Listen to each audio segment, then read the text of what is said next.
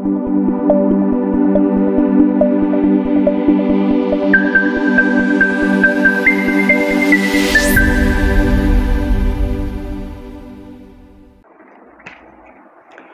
تعالیٰ کے فضل و کرم سے مرزا انجینئر کے بدنام زمانہ ریسرچ پیپر 5B واقعہ کربلا کا حقیقی پس منظر 72 صحیح الاسناد احادیث کی روشنی میں ان صحیح الاسناد احادیث کی جو مرزا جی نے صحیح الاسناد جو احادیث کا ان میں سے کیا صحیح الاسناد تھا اور کیا نہیں، کیا اپنے مفہوم میں حقیقی تھا اور کیا نہیں، مرزا جی نے کہاں پہ کس طریقے سے ٹوپی ڈرامے اور فراڈ کروائے، اللہ رب العزت کے فضل و کرم سے پڑھ سمجھ رہے تھے۔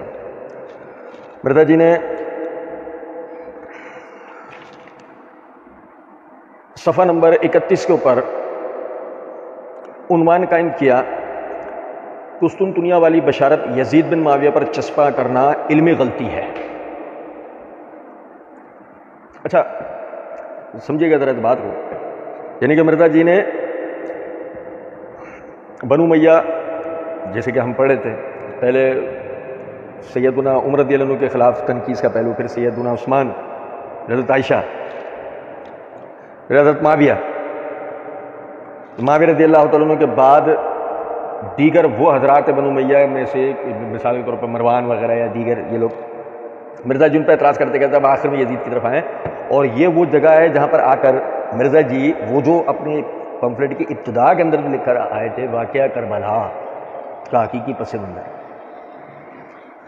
تو یہ آخری صفحے پر آ کر صفحہ 31 اور 32 پہ گویا وہ بات شروع ہو رہی ہے۔ اور آپ کو میں ایک مزے کی بات بتاؤں کہ 32 پر بھی فضائل اہل بیت کے نام پر احادیث ہیں، اس حوالے سے کوئی بات نہیں۔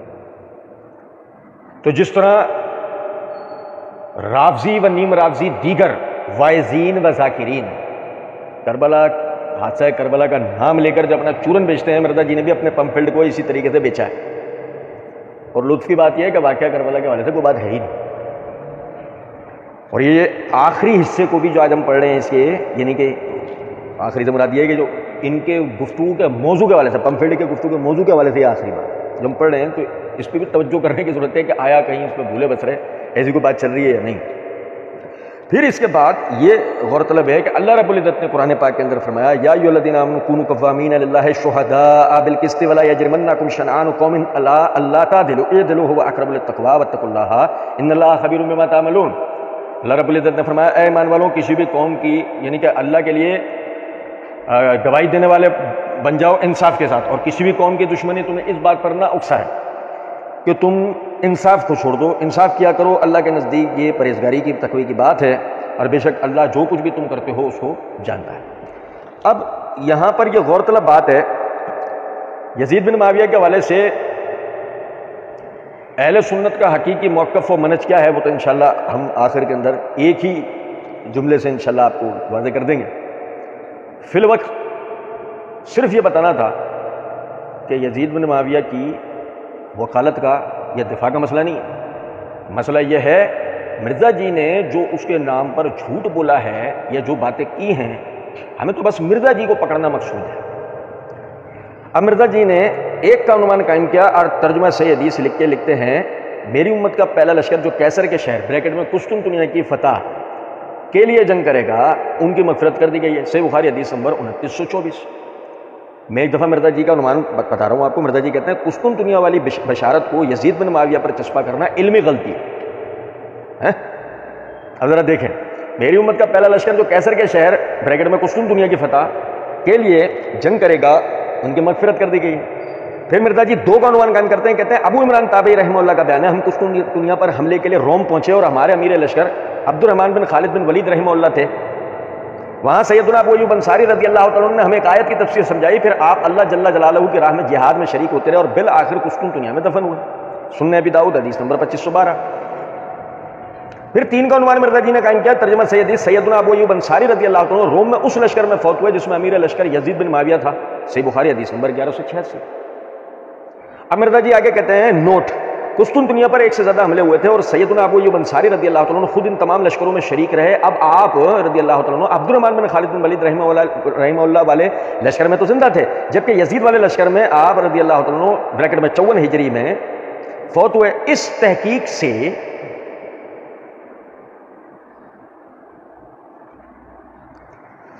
کہتے ہیں اس تحقیق سے بالکل آسان سا نتیجہ نکلتا ہے، یزید والا لشکر قطعاً پہلا لشکر نہیں تھا، بلکہ وہ تو آخری لشکر تھا۔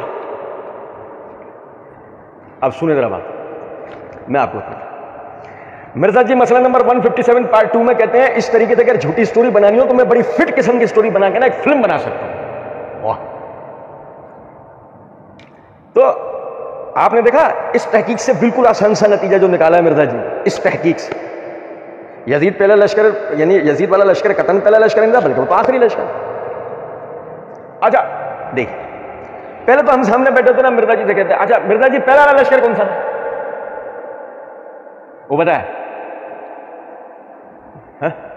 چلو وہ تو بتاؤ نا، کہ جس کو جنت کی اشارت ملی وہ بتاؤ۔ نہیں، مرزا جی نے وہی کیا کہ وہ شک پیدا کر کے بات کو چھوڑ کے آگے نہیں کرتے۔ اچھا غور طلب نکتہ ہے، دیکھیں مرزا جی نے حوالہ دیا حدیث نمبر 2924 کا۔ اچھا جی، یہ میرے ہاتھ میں صحیح بخاری ہے، اس کی جلد نمبر 4 کا صفحہ نمبر 236 ہے، کتاب الجہاد ہے، باب ما قیل فی قتال الروم، اور اس کے تحت حدیث نمبر 2924 جو مرزا جی نے ذکر کی۔ اچھا دیکھیں سمجھیں، مرزا جی نے ایک جملہ نکل گیا، میری امت کا پہلا لشکر جو کیسر کے شہر کے لیے جنگ کرے گا، بریکٹ میں مرزا جی نے لکھا قسطن دنیا کی فتح۔ آپ کو پتا ہے، بطور لطیفہ بتا رہا ہوں، مرزا جی نے مسئلہ نمبر 157 میں اس لفظ کو لکھا قسطنطینہ۔ ہم نے وہاں پہ مرزا جی کو بتایا تھا قسطنطینہ پر کہ وہ جب آپ امام کعبہ سے مناظرہ کریں گے اور قسطنطینہ پڑھ دیں گے تو وہ غریب تو پہلے آپ سے یہی پوچھ لے گا یہ کیا چیز ہے، نہیں سمجھے کچھ بات کو؟ جو آدمی کہے کہ مجھ سے مناظرے کے لیے ساجد میر کو لاؤ، حافظ سعید کو لاؤ، یا جو ہے وہ مفتی منیب الرحمان کو لاؤ، یا مفتی تقی عثمانی کو لاؤ، یا ذاکر نائک کو لاؤ، یا جو ہے وہ امام کعبہ کو لاؤ، وہ قسطنطنیہ کو پڑھتا ہے قسطنطینہ۔ چلے کوئی بات نہیں، ایسی ہزاروں غلطیاں ہم سے بھی بھائی ایسے طالب علم ہو جاتی ہیں، کوئی مسئلہ نہیں۔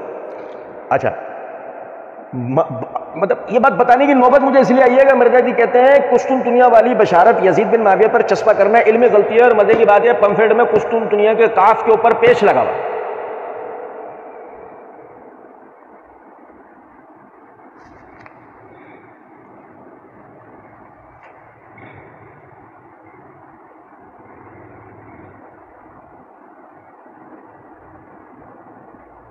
اور جو اگر یہ رسالہ مرزا جی نے ہی لکھا تھا تو یہ پیش مرزا جی نے لگا ہوگا۔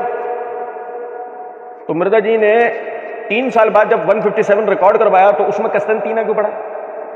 آ رہی ہے کچھ سمجھ میں کیا بتانا چاہ رہا ہوں؟ کہ یہ پمفلٹ مرزا کا لکھا ہوا نہیں ہے، وہ جو ہم کہتے ہیں نا کہ ڈکٹیشن مرزا کو دیتا ہی کوئی اور ہے، وجہ یہی ہے۔ چلے، میری امت کا پہلا لشکر جو کیسر کے شہر کے لیے جنگ کرے گا ان کے لیے مغفرت کر دی گئی، حوالہ حدیث نمبر 2924 کا۔ یہ 2924 میں آپ کو پڑھ کے بتا رہا ہوں۔ عبادہ بن صامت یعنی عمیر بن اسود انسی کہتے ہیں کہ وہ عبادہ بن صامت رضی اللہ عنہ کی خدمت میں حاضر ہوئے، آپ کا قیام ساحل حمص پر اپنے ہی ایک مکان میں تھا، اور آپ کے ساتھ ام حرام رضی اللہ عنہا بھی تھی۔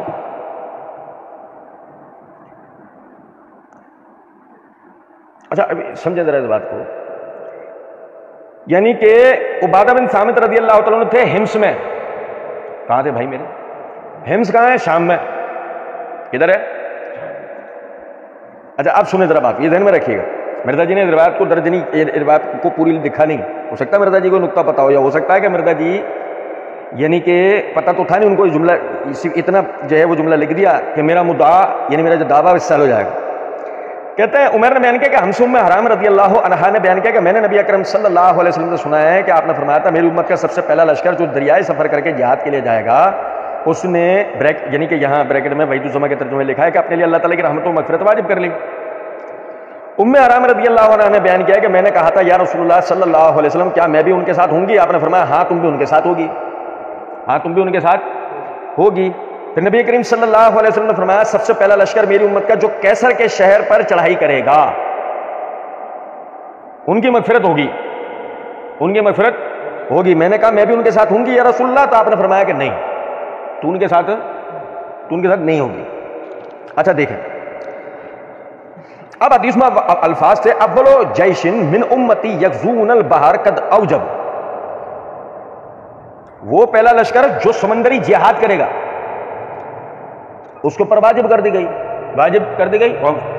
جنت واجب کر دی گئی، جب ہم فتح الباری کے حوالے سے پڑھیں گے۔ پھر رسول اللہ صلی اللہ علیہ وسلم کہہ رہے ہیں اول الجیش من امتی یغزون مدینۃ کیسر مغفور لہم، وہ پہلا لشکر، یار آپ سمجھ ہی نہیں رہے، عربی میں لفظ ہے اول الجیش من امتی یغزون مدینۃ کیسر مغفور لہم، پہلے الفاظ ہے اول الجیش من امتی یغزون البحر، وہ پہلا لشکر جو سمندری جہاد کرے گا کیسر کے شہر تک پہنچے گا، یعنی بحث اس کی نہیں ہے، بحث یہ ہے کہ وہ کیا کرے گا۔